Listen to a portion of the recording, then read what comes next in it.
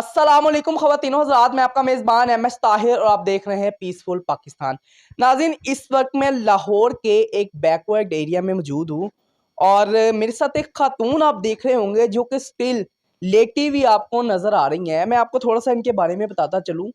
ये एक गरीब औरत है जिनके हस्बैंड भी नहीं है और वालदा भी हैं और इसी के साथ एक वालदा भी हैं।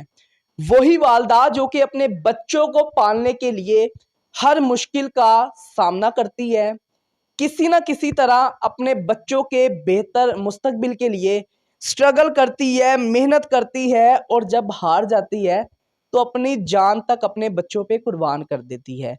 नाज़रीन, इन्होंने ऐसा क्या किया कि जिसकी वजह से ये आज इस हालत में है। इन्हीं से बात करते हैं और जानते हैं।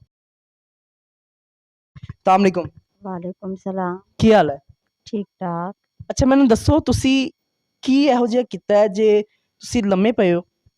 हाँ बस अपने बेटे वास्ते गुर्दा वेचे आए हैं। ਗੁਰਦਾ ਵੇਚਤਾ? हाँ मैं स्कूल दी फीस देने सी कुछ उनदे वास्ते, किराया बिल देने सी, घर खर्चा नहीं सी, खर्चे तो मजबूर सी ते वो अपने बच्चे वास्ते वेचे। ਮੈਨੂੰ ਇਹ ਦੱਸਣਾ ਤੁਹਾਡੇ ਕਿੰਨੇ ਬੱਚੇ ਨੇ? एक ही बेटा ਕੀ ਏਜ ਕੀ ਹੈ ਉਹਦੀ? है कोई तकरीबन 20 साल। 20 ਸਾਲ ਦੀ? हाँ जी। ਤੇ ਕੀ ਸਕੂਲ ਜਾਂਦਾ ਹੈ? हाँ जी। ਤੇ ਮੈਨੂੰ ਦੱਸੋ ਤੁਹਾਡੇ ਭੈਣ ਭਰਾ ਵੀ ਹੈ ਨੇ? सब हैगे आ, और कोई किसी ने नहीं पूछया ते हाले ਤੇ ਭੈਣ ਭਰਾ ਕਦੀ ਇਹ ਨਹੀਂ ਕਹਿੰਦੇ ਕਿ ਤੂੰ ਇਕੱਲੀ ਰਹਿਣੀ ਹੈ, ਤੇਰੇ ਹਸਬੰਡ ਦੀ ਡੈਥ ਹੋ ਗਈ ਹੈ, नहीं ਅਸੀਂ ਤੈਨੂੰ ਮਹੀਨੇ ਦਾ ਖਰਚਾ ਦੇ ਦਿੰਨੇ ਆ? कुछ नहीं, ना किराया बिल सब कुछ ऐसे ही करते हैं। ਅੱਛਾ, ਮਕਾਨ ਵੀ ਕਿਰਾਏ ਦਾ? काम कर दी हाँ जी। ਕੀ ਕੰਮ ਕਰਦੇ ਹੋ ਤੁਸੀਂ? ਲੋਕਾਂ ਦੇ ਘਰਾਂ 'ਚ ਕੰਮ ਕਰਦੀ ਹਾਂ। ਤੇ ਕਿੰਨੇ ਕੁ ਪੈਸੇ ਕਮਾ ਲੈਂਦੇ ਹੋ ਮਹੀਨੇ? ਮੈਨੇ ਤੇ ਬਸ ਜਿਹੜਾ ਕੋਈ ਹੋ ਜਾਂਦਾ ਉਹ ਕਿਰਾਇਆ ਬਿੱਲ ਮੈਂ ਦੇ ਛੱਡਦੀ ਹਾਂ ਤੇ ਰੋਟੀ ਕੋਈ ਸਾਲਨ ਸਰੋਵੇ ਉਹ ਆਂਟੀਆਂ ਦੇ ਛੱਡਦੀਆਂ, ਕਾਰ ਮੈਂ ਲੈ ਕੇ ਆ ਜਾਂਦੀ ਹਾਂ। ਤੇ ਬਸ ਆ ਜ਼ਰੂਰਤ ਪੈ ਗਈ ਆਪਣੇ ਬੇਟੇ ਵਾਸਤੇ ਆ, ਕੁਛ ਕਰਜ਼ੇ ਦੇਣੇ ਸੀ, ਮਜਬੂਰ ਸੀ। ਮੈਨੂੰ ਇਹ ਦੱਸਣਾ ਕਿ ਭੈਣ ਭਰਾ ਵੀ ਹੋਣਗੇ, ਉਹਨਾਂ ਨੂੰ ਜਦੋਂ ਪਤਾ ਲੱਗਿਆ ਕਿ ਸਾਡੀ ਭੈਣ ਨੇ ਆਪਣਾ ਗੁਰਦਾ ਵੇਚਤਾ ਹੈ ਔਰ ਹੁਣ ਬਿਮਾਰ ਵੀ ਹੈ, ਤੇ ਉਹਨਾਂ ਰਾਬਤਾ ਕੀਤਾ? ਨਹੀਂ ਨਹੀਂ ਕਿਸੇ ਨੇ ਨਹੀਂ ਕੀਤਾ ਨਾ। ਉਹਨਾਂ ਨੂੰ ਵੈਸੇ ਪਤਾ ਹੈ? ਕੀਤਾ ਹਾਂ, ਪਤਾ ਹੈਗਾ, ਉਹ ਫੋਨ ਨਹੀਂ ਕੀਤਾ ਕਿਸੇ ਨੇ, ਨਾ ਪੁੱਛਿਆ। ਸਗੇ ਭੈਣ ਭਰਾ ਨੇ? ਹਾਂ ਸੱਕੇ ਭੈਣ ਭਰਾ ਸਾਡੇ ਵਾਲਦੈਨ ਹੈ ਨੇ ਹੈਗੇ ਆ। ਤੇ ਉਹਨਾਂ ਨੇ ਰਾਬਤਾ ਕੀਤਾ? ਰਾਬਤਾ ਕੀਤਾ ਬਸ ਇੱਕ ਦਫਾ ਕੀਤਾ, ਦੁਬਾਰਾ ਮੈਂ ਨਹੀਂ ਕੀਤਾ ਫਿਰ। ਅੱਛਾ, ਮੈਨੂੰ ਇਹ ਦੱਸਣਾ ਕਿ ਤੁਸੀਂ ਗੁਰਦਾ ਕਿਹਨੂੰ ਸੇਲ ਕੀਤਾ? ਇਸਲਾਮਾਬਾਦ, ਉਹਨ ਇਸਲਾਮਾਬਾਦ ਵਾਲੇ ਨੂੰ ਦਿੱਤਾ ਹੈ ਆ, ਕਿਉਂਕਿ ਉਹਨਾਂ ਦਾ ਨੰਬਰ ਮੈਂ ਸਕਰੀਨ ਪਰ ਵੇਖਿਆ ਸੀ ਤੇ ਫਿਰ ਉਹ ਵੇਖ ਕੇ ਤੇ ਫਿਰ ਮੈਂ ਉਹਨਾਂ ਨੂੰ ਫੋਨ ਕੀਤਾ ਤੇ ਉਹਨਾਂ ਨੂੰ ਮੈਂ ਦਿੱਤਾ ਫਿਰ ਕਿੰਨੇ ਕੁ ਪੈਸੇ ਦਿੱਤੇ ਨੇ? 2.5 ਲੱਖ। 2.5 ਲੱਖ ਰੁਪਏ ਚ ਤੁਸੀਂ ਆਪਣੀ ਜਾਨ ਦਾ ਸੌਦਾ ਕਰਤਾ? ਬਸ ਆਪਣੇ ਬੇਟੇ ਵਾਸਤੇ ਕੀਤਾ, ਮੈਂ ਆਪਣੇ ਬੇਟੇ ਵਾਸਤੇ ਕੀਤਾ। ਕੀ ਮਹਿੰਗਾਈ ਹੀ ਬਹੁਤ ਜ਼ਿਆਦਾ ਹੈ? ਮਹਿੰਗਾਈ ਵੀ ਸੀ ਤੇ ਸਕੂਲ ਦੀ ਫੀਸਾਂ ਦੇਣੀਆਂ ਸੀ, ਕੁਛ ਉਹਦੇ ਸਕੂਲ ਦੇ ਕੱਪੜੇ ਵਗੈਰਾ ਇਹ ਚੀਜ਼ਾਂ ਲੈਣੀਆਂ ਸੀ ਤੇ ਤੈਨੂੰ ਪਤਾ ਅੱਜ ਕੱਲ੍ਹ ਚੀਜ਼ਾਂ ਮਹਿੰਗੀਆਂ, ਬੱਚੇ ਪੜ੍ਹਦੇ ਆ। ਮੈਨੂੰ ਇਹ ਦੱਸਣਾ ਕਿ ਤੁਹਾਡੇ ਹਸਬੈਂਡ ਦੀ ਡੈਥ ਕਦੋਂ ਹੋਈ? ਕਾਫੀ ਸਾਲ ਹੋ ਗਏ। ਕਿੰਨੇ ਕੁ ਸਾਲ? ਹੋ ਗਏ ਤਕਰੀਬਨ 16 ਸਾਲ। 16 ਸਾਲ? ਹਾਂਜੀ 16 ਸਾਲ ਤੋਂ ਤੁਸੀਂ ਇਸ ਕਿਰਾਏ ਦੇ ਮਕਾਨ ਵਿੱਚ ਰਹਿ ਰਹੇ ਹੋ? ਹਾਂਜੀ ਤੇ ਕਿਰਾਇਆ ਵਗੈਰਾ ਆਪ ਹੀ ਦਿੰਦੇ ਹੋ? ਆਪ ਹੀ ਦੇ। ਕਿੰਨਾ ਕਿੰਨਾ ਕੁ ਕਿਰਾਇਆ? ਕਿਰਾਇਆ 8000 ਹੈ। 8000? ਅੱਛਾ, ਮੈਨੂੰ ਇਹ ਦੱਸਣਾ ਕਿ ਮਾਲਕ ਨੇ ਕਦੀ ਇਹ ਨਹੀਂ ਕਿਹਾ ਕਿ ਬੀਬੀ ਤੂੰ ਇੱਥੇ ਇਕੱਲੀ ਰਹਿਣੀ ਹੈ, ਤੇਰਾ 1 ਮਹੀਨੇ ਦਾ ਕਿਰਾਇਆ ਮੈਂ ਮਾਫ ਕਰ ਦੇਣਾ ਜਾਂ ਤੈਨੂੰ ਕੋਈ ਰਾਸ਼ਨ ਲੈ ਦੇਣਾ ਜਾਂ ਤੇਰੀ ਕੋਈ ਹੈਲਪ ਕਰ ਦੇਣਾ? ਨਹੀਂ, ਮਕਾਨ ਮਾਲਕ ਵਾਲਾ ਹਰ ਰਮਜ਼ਾਨ 'ਚ ਮੈਨੂੰ ਰਾਸ਼ਨ ਦਿੰਦੇ ਆ। ਅੱਛਾ, ਮਕਾਨ ਦਾ ਰਾਸ਼ਨ ਦੇ? ਹਾਂ 1 ਤੋਲਾ ਰਾਸ਼ਨ ਦਿੰਦੇ ਆ ਹਰ ਰੋਜ਼ੇ 'ਚ। ਕਿਰਾਇਆ ਵੀ ਕੋਈ ਮਾਫ ਵਗੈਰਾ ਕਰਦਾ ਜਾਂ ਕਿਸੇ ਟਾਈਮ ਨਹੀਂ ਵੀ ਕੋਲ ਹੋਵੇ ਨਾ ਤੇ ਕੋਈ ਅੱਧਾ ਕਿਰਾਇਆ ਦੇ ਦਿੱਤਾ, ਅੱਧਾ ਨਹੀਂ ਦਿੱਤਾ। ਮਾਫ ਕਰ ਦਿੰਦਾ? ਹਾਂਜੀ। ਮੈਨੂੰ ਇਹ ਦੱਸਣਾ ਕਿ ਇੰਨੀਆਂ ਸਾਰੀਆਂ ਸਕੀਮਾਂ ਮਰੀਮ ਨਵਾਜ਼ ਨੇ ਲਾਂਚ ਕੀਤੀਆਂ, ਗਰੀਬਾਂ ਵਾਸਤੇ ਬਹੁਤ ਸਾਰੀ ਨਈ ਸਕੀਮਾਂ ਲਾਂਚ ਕੀਤੀਆਂ ਜਿਹਦੇ ਵਿੱਚ ਗਰੀਬਾਂ ਨੂੰ ਪੈਸੇ ਵੀ ਮਿਲ ਰਹੇ ਨੇ, ਲੋਕ ਮੁਫਤ ਇਲਾਜ ਵੀ ਕਰਾ ਰਹੇ ਨੇ, ਤੇ ਤੁਸੀਂ ਕਦੀ ਕਿਸੇ ਸਕੀਮ ਦੇ ਅਪਲਾਈ ਕੀਤਾ? ਨਹੀਂ ਕੋਈ ਨਹੀਂ ਕੀਤਾ। ਤੁਸੀਂ ਪੜ੍ਹੇ ਹੋਏ ਹੋ? ਨਹੀਂ ਕੋਈ ਨਹੀਂ ਪੜੀ। ਅਨਪੜ੍ਹ ਹੋ? ਹਾਂਜੀ। ਤੇ ਮਹੀਨੇ ਦੇ ਕਿੰਨੇ ਪੈਸੇ ਕਮਾ ਲੈਂਦੇ ਹੋ? ਕਿੰਨੇ ਕੁ ਘਰਾਂ 'ਚ ਕੰਮ ਕਰਦੇ ਹੋ? ਮੈਂ ਤਕਰੀਬਨ 5-6 ਘਰਾਂ ਦਾ ਕੰਮ ਕਰਦੀ ਹਾਂ। ਕਿੰਨੇ ਪੈਸੇ ਦਿੰਦੇ ਨੇ ਇੱਕ ਘਰ ਵਾਲੇ? ਇੱਕ ਘਰ ਵਾਲੇ 5-5 ਹਜ਼ਾਰ ਦੇ ਛੱਡਦੇ 4000। ਯਾਨੀ ਕਿ 5 ਘਰਾਂ ਦਾ 25000 ਰੁਪਏ ਮਹੀਨਾ? ਹਾਂ 25000 ਰੁਪਏ ਮਹੀਨੇ ਦੇ ਵਿੱਚ ਕਿਰਾਇਆ, ਬਿੱਲ, ਖਾਣ ਦਾ ਖਰਚਾ ਗੁਜ਼ਾਰਾ ਹੋ ਜਾਂਦਾ? ਨਹੀਂ ਕੀ ਮੈਸੇਜ ਦੇਣਾ ਚਾਹੁੰਦੇ ਹੋ ਮਰੀਮ ਨਵਾਜ਼ ਸਾਹਿਬਾ ਨੂੰ ਜੋ ਕਿ ਕਹਿੰਦੀ ਹੈ ਮੈਂ ਖਵਾਤੀਨ के लिए बहुत ज़्यादा काम कर रही हूँ।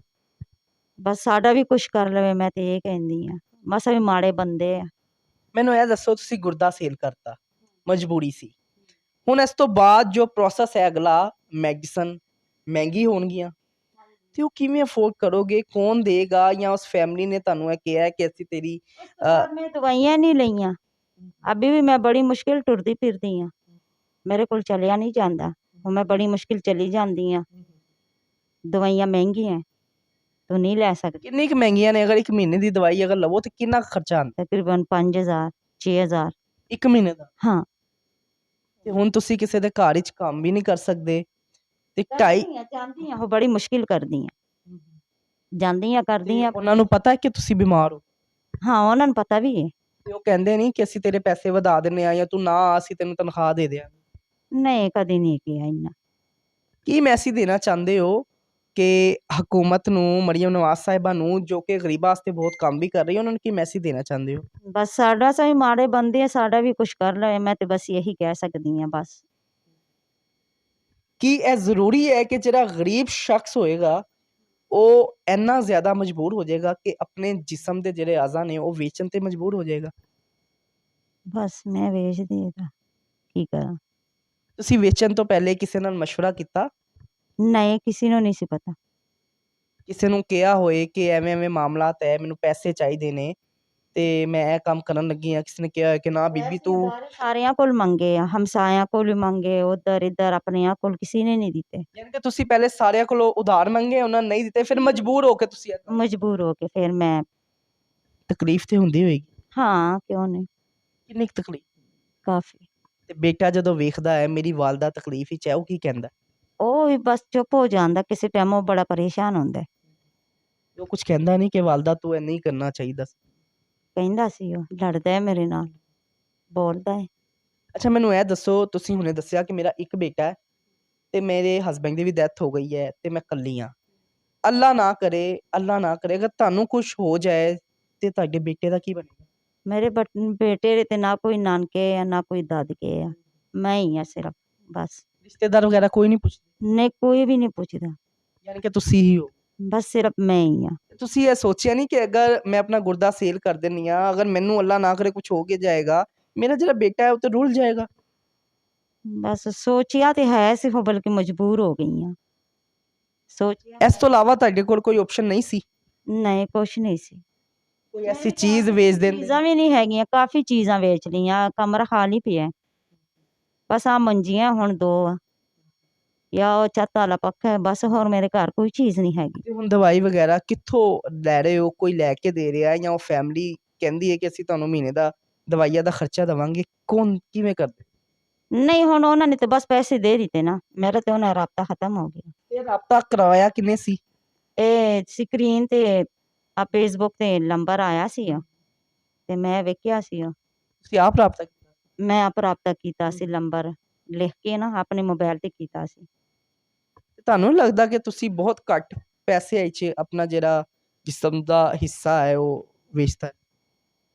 हाँ, बस की करती मैं, मजबूरी? मजबूरी सी। ये नाज़रीन मेरे साथ खातून मौजूद थी, इनकी तमाम तर आपने गुफ्तगू सुनी। दुख होता है कि जब हमारे इस मुआशरे के अंदर तमाम जो हदें वो पार कर दी जाती हैं, जब इंसान बेबस हो जाता है, मजबूर हो जाता है और उससे कोई ऐसा रास्ता नज़र नहीं आता, और उसकी वजह क्या होती है? महंगाई, गुर्बत, बेरोज़गारी, औलाद, और सबसे बड़ी चीज़ होती है औलाद। वही औलाद जिसके लिए माँ अपना सब कुछ कुर्बान कर देती है, और इस खातून ने भी अपनी एक औलाद की खातिर इतना बड़ा इनिशिएटिव लिया कि अपनी जान का सौदा ही कर बैठी। अब इसको नहीं पता ये बचेगी या नहीं बचेगी, क्योंकि तमाम तर जो चीज़ें हैं वो इन्होंने बताई। इलाज महंगा है, दवाइयों के पैसे नहीं हैं, घर किराए का है, एक बेटा है वो स्टडी करता है, उसके बेहतर मुस्तकबिल की खातिर इन्होंने ये फैसला किया और अपने जिस्म का एक आज़ा जो है वो बेच दिया, और बेचा भी कितने में? सिर्फ 2.5 लाख, जो कि कोई इतनी बड़ी अमाउंट नहीं है। और मैं एक हम्बल सी रिक्वेस्ट करना चाहूँगा वज़ीर आला मरीम नवाज़ साहिबा से, آپ نے ایک ڈیولپمنٹ کی، لاہور کو ایک بہترین رول ماڈل بنایا دوسری جو سٹیز تھی ان کے لیے. آپ نے لاہور میں جتنا کام کیا اس کے لیے میں آپ کو اپریشیٹ کرتا ہوں. لیکن محترمہ ایک چھوٹی سی ریکویسٹ میری ہے، جو غریب فیملیز ہیں جن کے پاس وسائل نہیں ہے یا جن کے گھر میں کمانے والا کوئی نہیں ہے، ان کے لیے آپ نے کیا کیا ہے؟ کیا آپ نے ان کے لیے کوئی انیشیٹو لیا ہے؟ کیا ان کے بچوں کے لیے آپ نے کوئی انیشیٹو لیا ہے؟ کیا آپ نے ایجوکیشن کے اوپر ورک کیا؟ کیا آپ نے ہیلتھ کے اوپر ورک کیا؟ کیا آپ نے یہ سوچا ہے کہ اس معاشرے میں بہت سارے ایسے لوگ موجود ہیں جن کے پاس بے روزگاری ہے، جو کہ مہنگائی سے بہت زیادہ پریشان ہیں؟ ان کے لیے آپ نے کیا کیا ہے؟ یہاں پہ سوالیہ نشان ہے. لیکن ریکویسٹ ایک دفعہ میری آپ سے پھر یہی ہے کہ خدارا کوئی انیشیٹو ایسا ان غریبوں کے لیے بھی لے کہ انہیں اس نوبت تک نہ جانا پڑے، اپنے جسم کا کوئی اعضا نہ سیل کرنا پڑے. یہ مجبور ہو کے اپنے بچے کے مستقبل کی خاطر انہوں نے یہ انیشیٹو لیا ہے. کمنٹ سیشن میں آپ نے بتانا ہے کہ آپ بھی غربت کے ہاتھوں کچھ ایسا کرنے کا سوچ تو نہیں رہے، اور اگر سوچ رہے ہیں تو اپنا یہ جو فیصلہ ہے یہ فوری طور پہ معطل کر دیں. کیونکہ اگر آپ کی زندگی ہی نہیں رہے گی تو آپ کے بچوں کا کیا ہوگا؟ جس بچوں کے مستقبل کی خاطر آپ یہ قدم اٹھا رہے ہیں، جب آپ ہی نہیں ہوں گے ان کے ساتھ تو آپ کے بچوں کی دیکھ بھال کون کرے گا؟ کوئی رشتہ دار اپنا نہیں بنتا، کوئی بہن بھائی دکھ کی گھڑی میں جب آپ بھوکے ہوں، آپ کے پاس پہننے کے لیے نہیں ہے، آپ کا گھر کرائے پہ ہے، لوگ تماشا دیکھتے ہیں لیکن آپ کی مدد نہیں کرتے. اور افسوس کی بات ہے، ہمارے اس معاشرے کی ریالٹی یہ ہے کہ لوگ جب آپ مرتے ہیں آپ کے جنازے پہ کندھا دینے کے لیے آ جائیں گے، آپ کے رشتہ دار، آپ کے دوست احباب آپ کے جنازے کے اوپر دیگے دینے کے لیے آ جائیں گے، آپ کی قبر کے پیسے دینے کے لیے آ جائیں گے. لیکن جب آپ بھوکے مر رہے ہوں گے نا، تب کوئی رشتہ دار آپ کے کام نہیں آئے گا. کمنٹ سیشن میں مجھے ضرور بتائیے گا کہ کیا یہ انیشیٹو آپ کو صحیح لگا یا نہیں. اسی کے ساتھ اپنے میزبان کو اجازت دیجیے. اللہ حافظ.